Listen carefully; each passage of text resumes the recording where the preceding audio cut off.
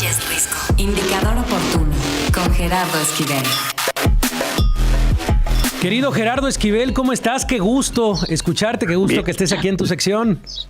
Bien, Javier, ¿qué tal? ¿Cómo estás? Un saludo a ti y a toda la audiencia. ¿Cómo vamos a cerrar el año? Porque ya, no sé si en la casa de Gerardo Esquivel, pero uno va a cualquier centro comercial y ya hay árboles de Navidad por todos lados. Ya estamos cerrando el año. ¿Qué se prevé frente a las tasas de interés, la inflación también, que no ha cedido al ritmo esperado? Cuéntanos un poco cómo cerramos este año en materia económica y también, por supuesto, sé que no tienes turbante, pero lo que viene también para el inicio del próximo 2026, querido Gerardo. Claro, con mucho gusto, Javier. Mira, vamos a cerrar el año pues con un dinamismo de la economía bastante lento, ¿no? Bastante bajo. Uh-huh. Muy poco crecimiento, ¿no?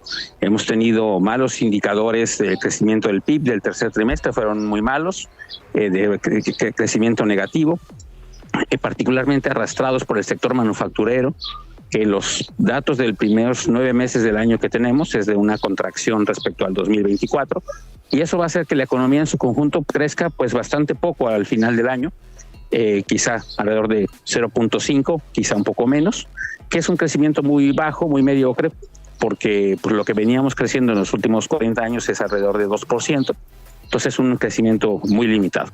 Eso por un lado. Por otro, tenemos el tema de que las tasas de interés han seguido bajando. El Banco de México anunció una reducción de su tasa la semana pasada a 7.25, una reducción que ya acumulada en todo lo que va de las últimas decisiones es 4 puntos porcentuales de reducción de tasa. Se prevé que vuelva a bajar en diciembre, es la estimación, que baje a 7, y ahí posiblemente vas a tener que hacer una pausa porque la inflación, aunque ha bajado, no ha bajado ya en la parte final, el último pedacito para llegar al objetivo de 3% no se está logrando. Más bien tenemos inflaciones de muchos productos, de los productos del grueso de la canasta alrededor de 4%. Entonces no estamos logrando eso. Yo creo que por eso se va a detener ahí la reducción de las tasas de interés.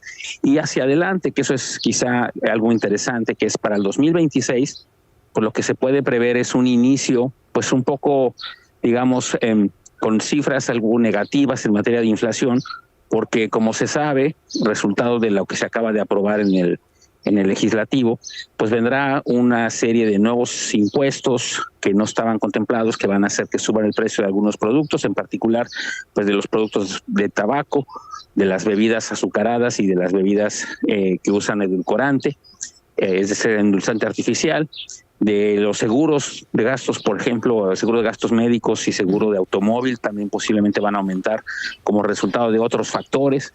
Entonces tenemos que el año va a iniciar con un pequeño repunte de la inflación, es lo que yo estoy previendo, y eso va a hacer que el Banco de México tenga que ser mucho más moderado y cuidadoso en sus decisiones hacia adelante. Entonces es un escenario, digamos, no es bueno, tampoco es catastrófico, no es nada de lo que debamos realmente agobiarnos demasiado, pero sí es un inicio, un cierre de año de 25 y un inicio de 26, un poco más complejo de lo que nos gustaría, ¿no? Porque vamos a cerrar el año con bajo crecimiento, con algo de presiones inflacionarias, y entonces ahí vamos a empezar 2026, esperemos que se empiecen a resolver algunas otras cosas, por ejemplo el tema del TEME, que se empiece a aclarar un poco hacia adelante cómo va a ocurrir el proceso de la revisión, en fin, pero es un cierre de año en ese sentido, no con cifras muy positivas, tampoco nada particularmente dramático, pero sí con estos, digamos, puntos que hay que estar alertas a lo que pueda suceder en estas materias que acabo de mencionar. Esperado, Gerardo, sabíamos de la complejidad, por supuesto, de las deudas también del gobierno pasado a la situación económica con la que lo agarra el sexenio de Claudia Sheinbaum y como inicia también.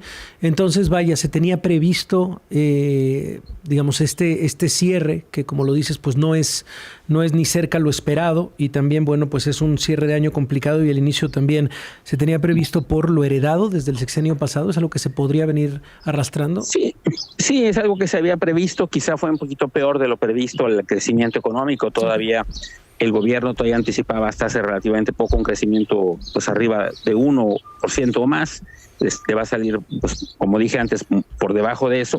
Entonces sí hay una, digamos, algo que se anticipaba una cierta desaceleración, pero creo que fue más profunda de lo que al menos ciertos analistas y el sector público sin duda esperaban, ¿no? Esto está más o menos en línea con lo que yo anticipé justo al inicio del año, que consideraba que íbamos a estar cerca de crecimiento 0.5, ahí vamos a andar, pero sí era previsible porque teníamos estos temas, ¿no? El tema del déficit fiscal muy grande que había que reducir, el tema de que las tasas de interés todavía estaban muy altas al principio del año y el tema de la incertidumbre de Trump, ¿no?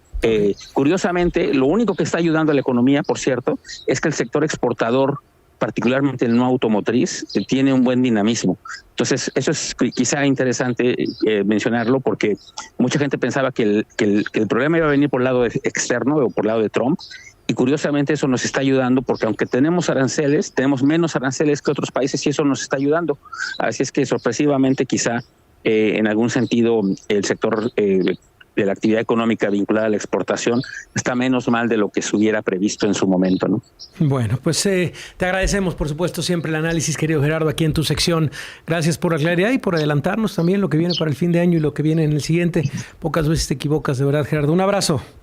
Igualmente, Javier, que estés muy bien. Un saludo a todo el auditorio nuevamente. El economista y colaborador de este espacio, Gerardo Esquivel.